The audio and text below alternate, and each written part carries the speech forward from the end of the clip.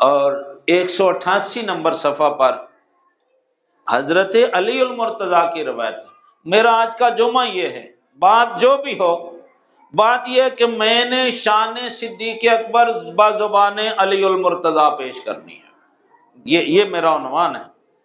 حضرت علی کیا فرماتے ہیں؟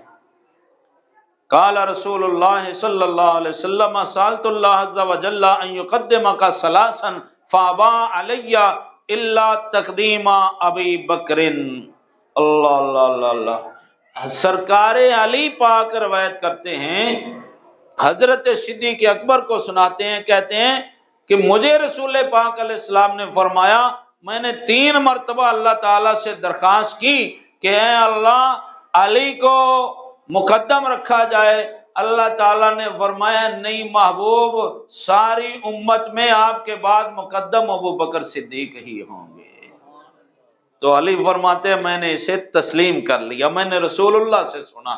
رسول اللہ صلی اللہ علیہ وسلم فرماتے تھے کئی مقامات پر میں نے اللہ تعالیٰ سے درخواست کی کہ علی کو آگے رکھا جائے، اللہ تعالیٰ نے فرمایا نہیں، علی اور عمر اور عثمان اور ابو بکر یہ آپ کے پیچھے رہیں گے، آپ کے بعد ابو بکر آگے ہوں گے، باقی ساری امت پیچھے رہے گی۔ اللہ اکبر اللہ۔ ابو سفیان انہوں نے کسی وقت کوئی بات کی حضرت علی سے خلافت کے حوالے سے کہ خلافت تو آپ کا حق تھا، تو آپ کو خلیفہ بلا فصل ہونا چاہیے تھا، اس طرح کی کوئی بات جس کا خلاصہ یہ تھا۔ یہ 190 نمبر صفحہ ہے الریاض النظرہ کا۔ اللہ اکبر۔ تو حضرت علی نے فرمایا واللہ ان شئت لأملأنها علیہ خیلا ورجلا ولا اورسنها علیہ من اقطارها اے لأسرمنها۔ ابو سفیان نے کہا علی اگر آپ اجازت دیں تو ہم گھوڑوں کا لشکر اور آدمیوں کا لشکر لے کر ابو بکر کے خلاف ہم جہاد کریں اور ہم ایسا کر دیں اور ویسا کر دیں۔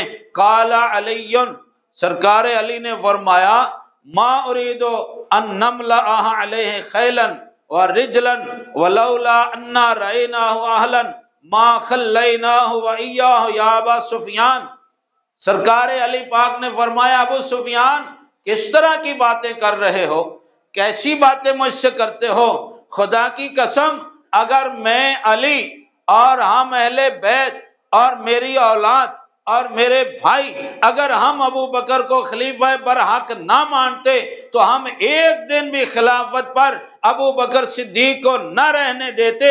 المومنون قوم نصحۃ بعضهم لبعض متوادون وان بعدت دیارهم۔ ابو سفیان کان کھول کے سن لو، پوری دنیا کا مسلمان اگرچہ گھر کہاں ہوں، ملک اور آبادی ان کی کہیں ہو، اگرچہ وہ دوسرے ملک میں رہتے ہوں، مومن آپس میں دیوار کی اینٹوں کی طرح جڑے ہوتے ہیں۔ میں ابو بکر کی خلافت کو برحق مان کر ان کے جھنڈے کے نیچے جہاد بھی کرتا ہوں، ابو بکر کے پیچھے میں نماز بھی پڑھتا ہوں۔ اگر یہ حق نہ ہوتا تو ما خلینا، ہم تو ایک دن بھی ابو بکر کو نہ رہنے دیتے۔ اب زبان علی تو یہ ہے کہ خلافت بلا فصل کس کے لیے ہے؟ صدیق اکبر رضی اللہ تعالیٰ عنہ کے لیے۔ یہ علی پاک کی زبان ہے، علی بول رہے ہیں۔ اور فرمایا والمنافقون غششۃ بعضهم لبعض ان قربت دیارهم۔ فرمایا منافق اگرچہ دور دور رہتے ہوں لیکن پھر بھی وہ ایک دوسرے سے تعلق رکھتے ہیں۔ تو مومن جہاں بھی ہو، مومن ایک ہاتھ کی انگلیوں کی طرح آپس میں جڑے ہوئے ہوتے ہیں، اور ہم حضرت ابو بکر صدیق کے ساتھ جڑے ہوئے ہیں۔ لہذا اچھا اسی ضمن میں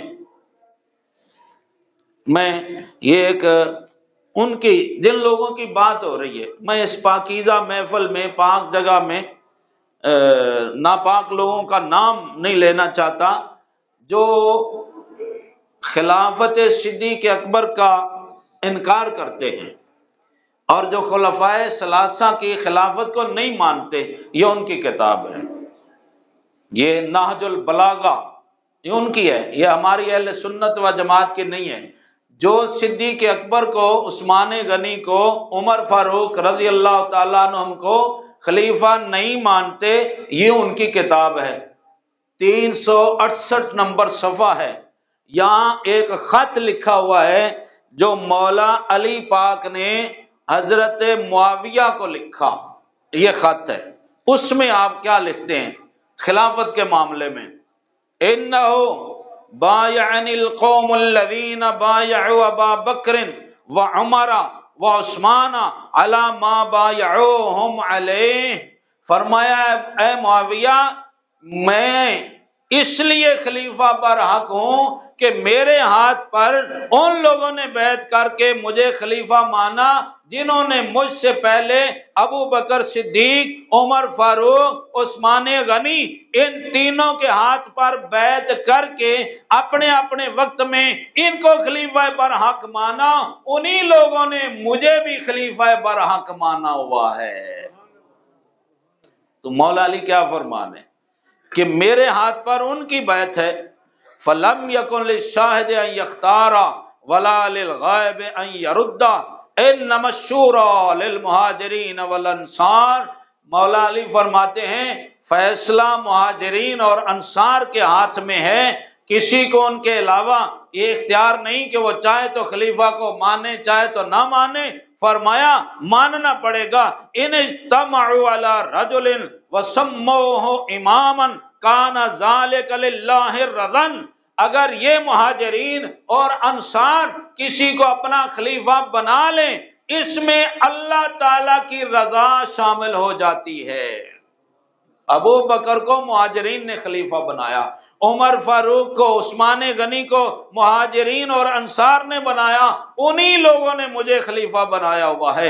ان خرج من امرہم خارج بطعن او بدعت ردوہ الی ما خرج منہ فإن ابا قاتلوہ علی اتباعہ غیر سبیل المؤمنین۔ مولا علی فرماتے ہیں جو ان کی خلافت سے نکلے، انکار کرے، اسے واپس لاؤ کہ وہ ان تینوں خلفاء کی خلافت کو برحق مانے، اس کے بعد میری خلافت کو برحق مانے۔ اللہ اکبر۔ اگر وہ واپس نہیں آتا تو اس سے لڑائی جھگڑا کر کے اسے مومنوں کے راستے پر لایا جائے گا، اور مومنوں کا راستہ یہ ہے کہ پہلا خلیفہ ابو بکر ہے، دوسرا عمر فاروق ہے، تیسرا عثمان غنی ہے، چوتھا مولا مشکل کشا علی المرتضیٰ ہے۔ سوشل میڈیا پر آپ سنیں، ٹی وی پر سنیں، وہاں تو کچھ اور ہی بکواس ہو رہی ہوتی ہے۔ تو یہ تو مولا علی کا فرمان ہے۔ وہ کہہ رہے ہیں کہ میری، اچھا یہاں یہ نہیں فرمایا کہ مجھے اللہ تبارک و تعالیٰ کے نبی نے مجھے خلیفہ بنایا۔ یہ آپ اگر کوئی عربی پڑھ سکتا ہے تو یہ آپ دیکھ لیں، یہ عربی میں ہے۔ بظاہر ہے آپ میں سے کوئی دوست ہوں گے عربی جاننے والے، اگر کوئی جانتا ہے تو دیکھ سکتے ہیں۔ مولا علی یہ نہیں فرما رہے کہ مجھے رسول اللہ نے خلیفہ بنایا، وہ فرما رہے ہیں مجھے ان لوگوں نے خلیفہ بنایا جن لوگوں نے ابو بکر و عمر و عثمان کو خلیفہ بنایا ہے۔ تو اس کا مطلب ہے اگر میں غلط ہوں تو پھر میرے سے پہلے بھی غلط تھے، میں برحق ہوں اس لیے کہ مجھ سے پہلے تینوں خلفاء برحق ہیں، اس لیے میں برحق۔ اللہ اللہ اللہ اللہ اللہ۔